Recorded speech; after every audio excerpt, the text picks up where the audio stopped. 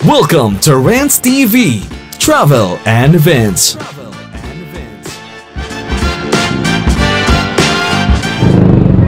Hi guys, samahan niyo po akong mamasyal dito sa Pasig River Esplanade. It's December 11, 2024.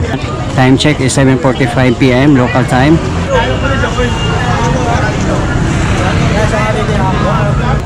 Hello. Okay. Yan, dito po tayo dadaan sa Grand Entrance. Ayan po. Samahan niyo po akong mamasyal dito guys.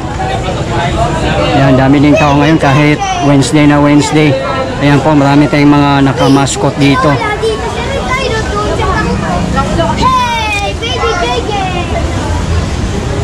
Ayan po, sa mga gustong mag-selfie sa mga naka-mascot, sana po magbigay po tayo ng tip para support na rin po natin sa kanila.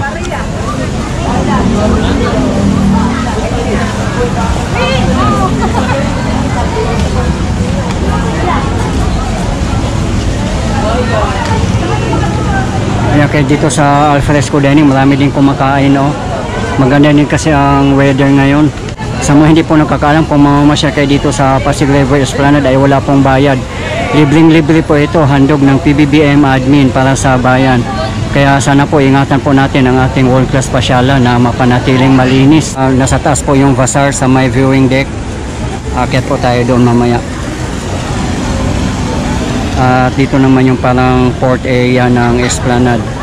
Siguro po in the future makakaroon dito ng mga boats at floating restaurant. Sa ngayon wala pa po.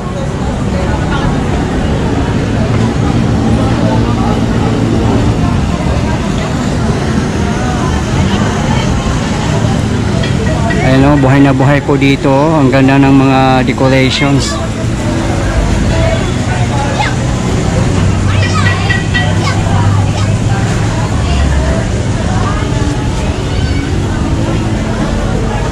Wala yatang nagba-barbecue ngayon, oh. Ayan po, oh, wala. Kaya walang usok. Marami nga pong nagsasabi din, nagko-comment sa previous video natin na hindi bagay dito magkakaroon ng mga grill kasi po mausok.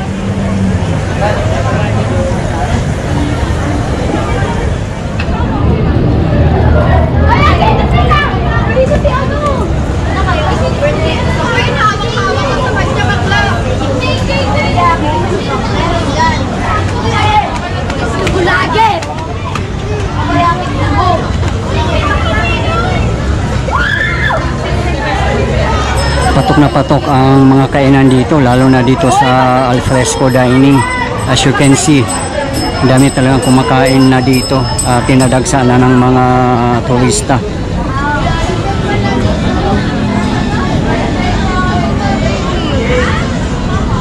Yan, di po ba, oh? Sa mga hindi pa nakapamasyal dito, mamasyal na po kayo, ha? Kasi kahit mga foreigners, tinadagsa na rin po dito.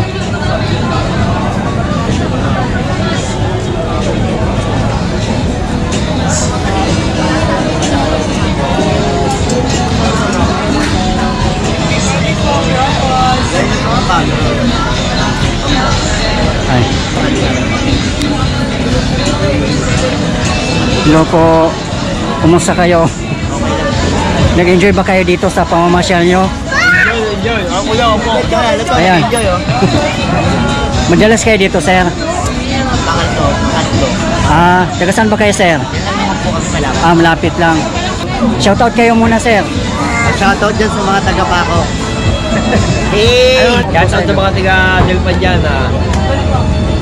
Bye, Badirama. Okay. Totol. Okay, have fun guys. Bye.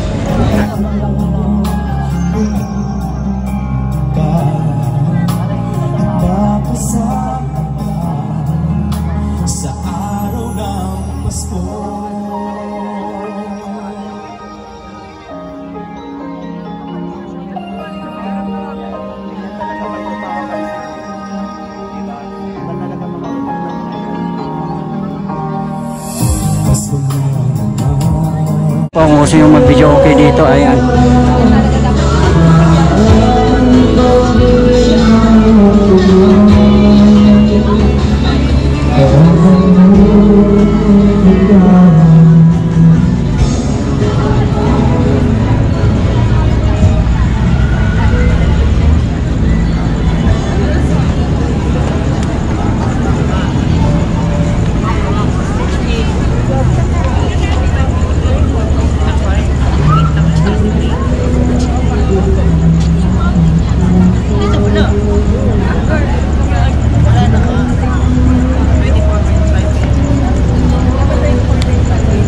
Kung gusto nyo pong pumunta sa kabilang esplanade sa may likod ng post office building, dito po ang daanan niya sa ilalim po ng Jones Bridge. Pupunta din po tayo doon mamaya.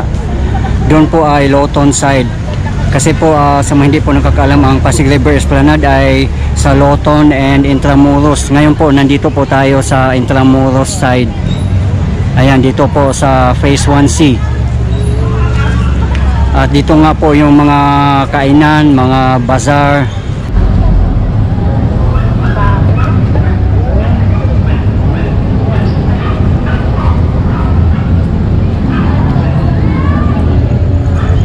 Buti na lang hindi tumulo yung ulan kanina, guys.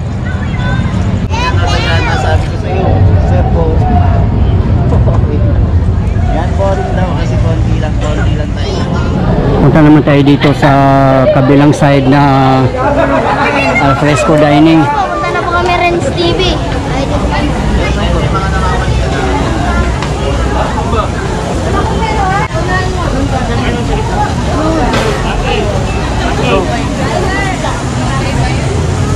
Luis!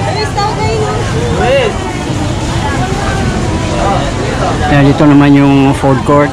Ayan, marami din tao dito, oh.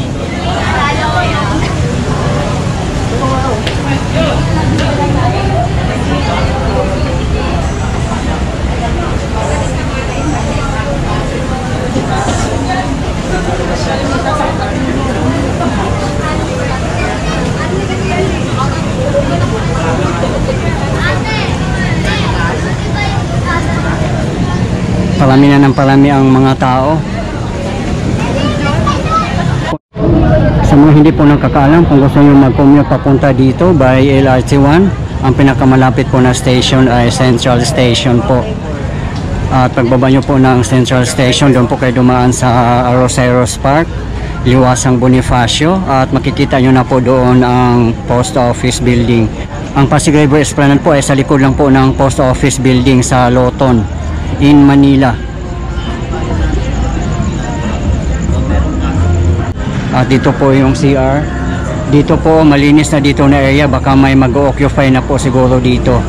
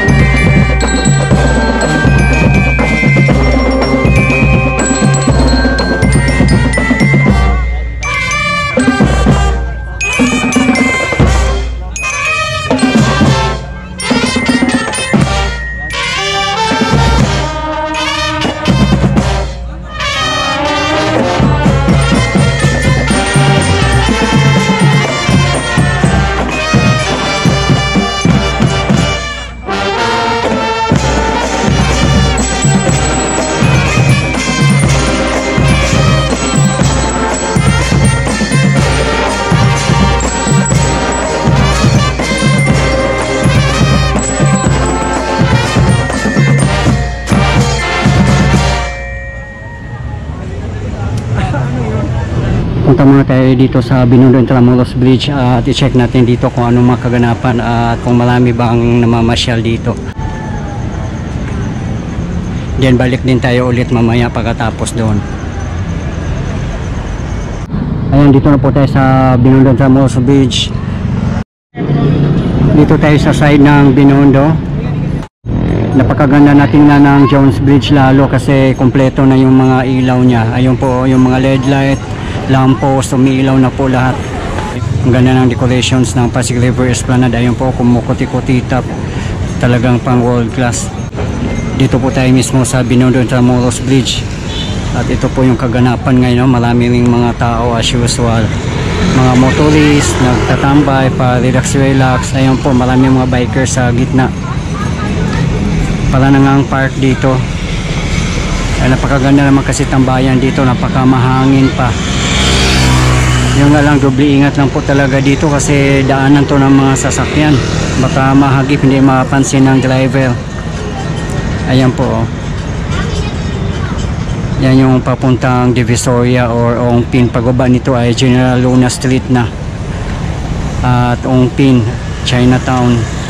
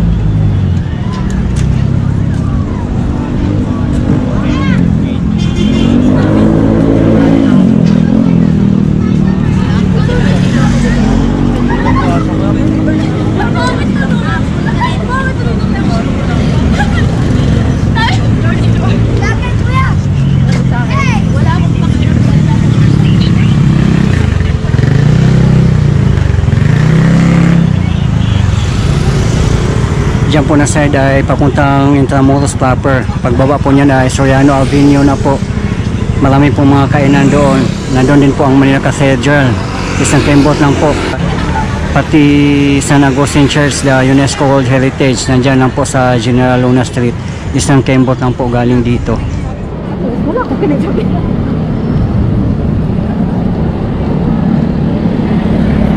Hindi ganun kadaming tao ngayon guys kasi Wednesday at may pasok ang mga pips.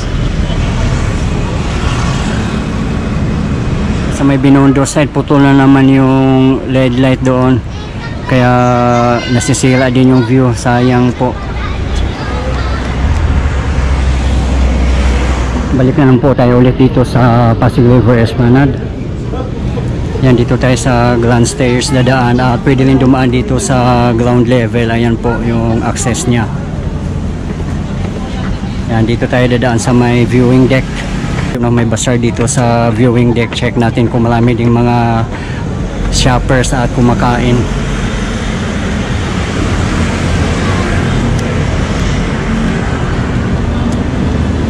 Yan, dito yung ramp papuntang Plaza Mexico. At doon din natin makikita sa bandang unahan ang ongoing construction ng Fort Santiago Esplanade.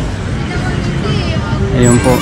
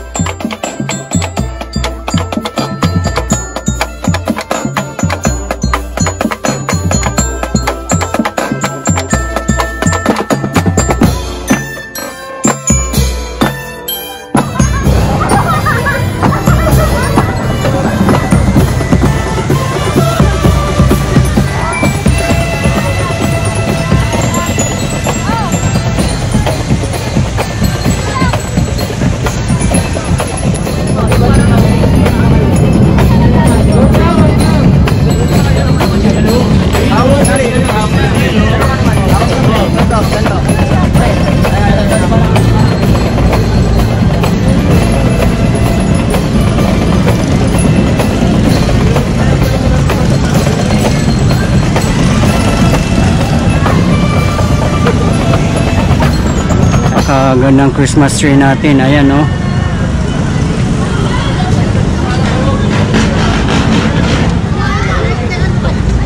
Diba? Ayan yung Jones Bridge, oh. Napakaganda lalo ngayon kasi umiilaw na yung mga LED lights niya. Mga lampos pala, may pailan-ilan din na punde.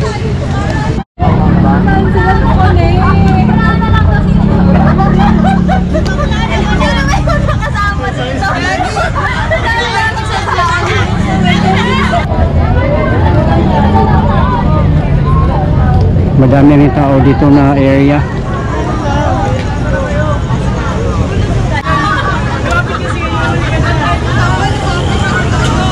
Ito yung ramp akyat ng viewing deck. Ayan.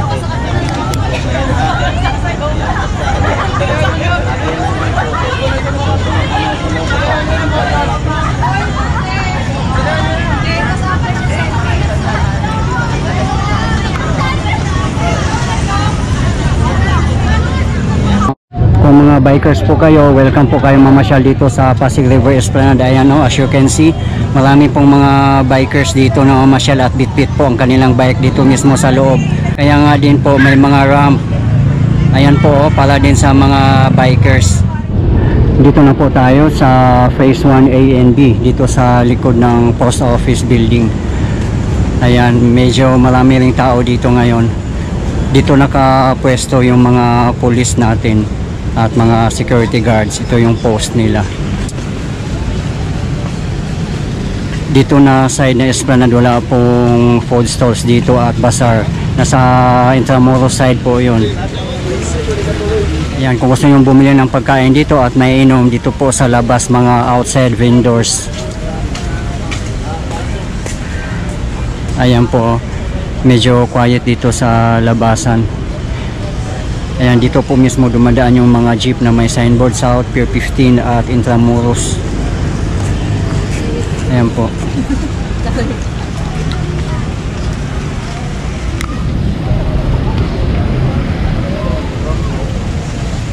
Ayan yung Jones Bridge. Ayan, napakaganda ng mga fountains dito, very colorful, at may pandango sa ilaw pa na mga statue. Sana nga po ma-maintain natin yung cleanliness and orderliness dito sa world class pasyalan natin. Ayan po, as you can see, may basurahan po dito.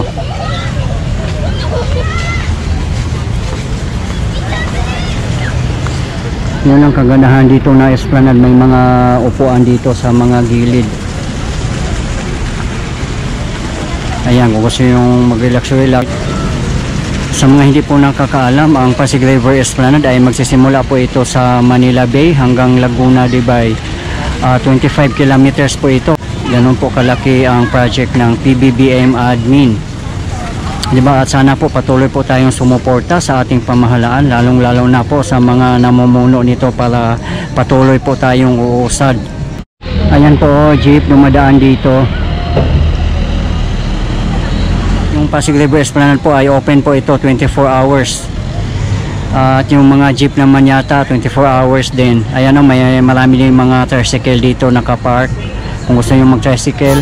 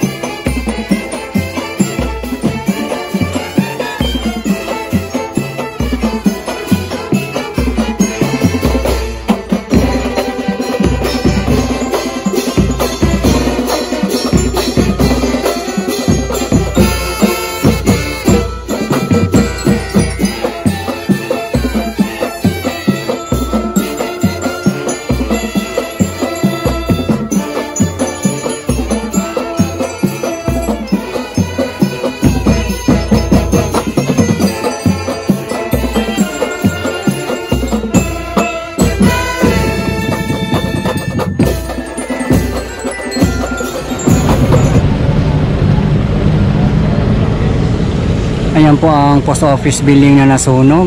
Inuunti-unti po nilang pinipinturahan sa labas. At sana nga po ma-restore na yan or ma-convert ng 5-star hotel. Napakaganda po siguro. Yan naman pong tapat natin ay Escolta. Ayan o, may mga LED light din doon sa side na pungge.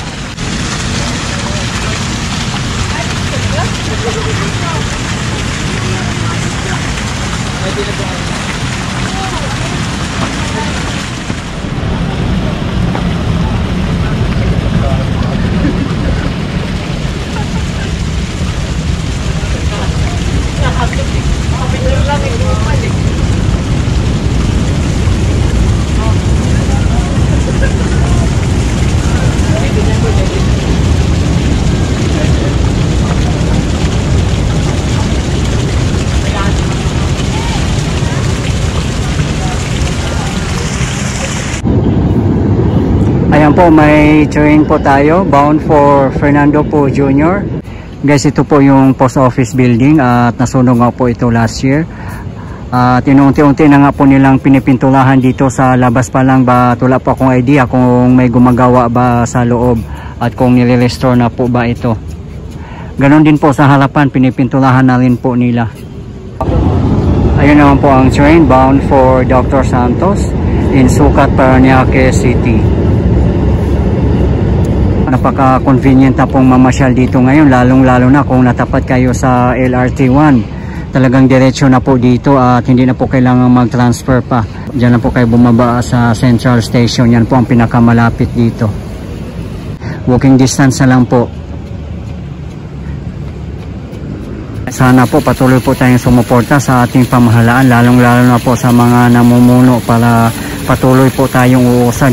Napakaganda po tingnan at napakasarap sa feeling na umuusad po ang ating bansa. Lalong-lalo na pag may mga projects na ganito kaganda, di ba po? Nakaka-proud. At pati nga po mga foreigners na nadagsalin po dito. Tuloy lang po ang pagsusuporta po natin sa ating pamahalaan, lalong-lalo na sa mga namumuno. Bukod sa Manila Cathedral at San Agustin Church, malapit lang din po dito ang Quiapo Church.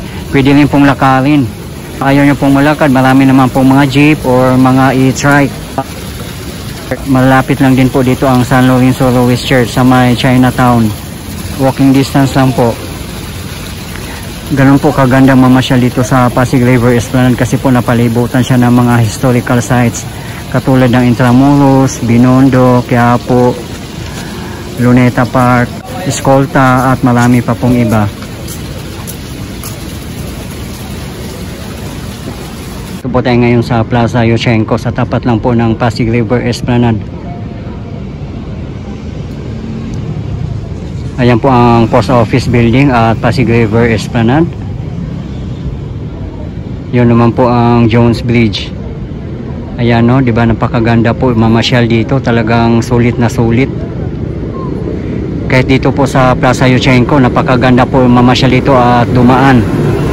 Kasi well maintained po siya at very safe kasi may security guard po nakapwesto dito. Ayan po yung train bound for Fernando Po Jr. in Quezon City. Guys, ito po yung update natin ngayon dito sa Pasig River Esplanade in Manila as of today, December 11, 2024. At marami pong salamat sa patuloy niyong suporta at panonood ng aking mga videos. I really appreciate po.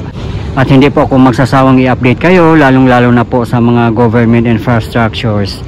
Mabuhay ang Pilipinas! Okay guys, thank you for watching and keep safe everyone.